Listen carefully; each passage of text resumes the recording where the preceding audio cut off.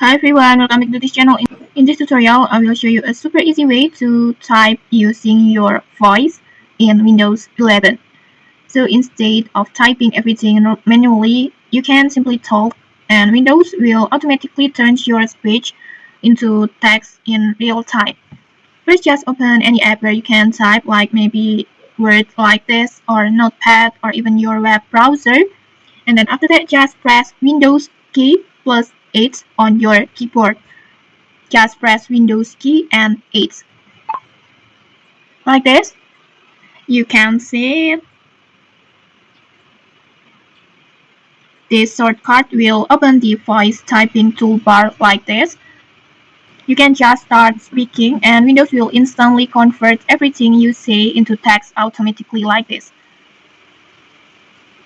You can even say punctuations, commands like comma, like this, and then period or a question mark. And Windows will add them for you and will making your text looks more natural and properly formatted. And okay, that's it. That's how the super quick and easy ways to use this voice typing in your Windows 11. And okay, that's it. If you found this helpful, don't forget to like, comment, and subscribe for more tutorials. Thanks for watching and see you.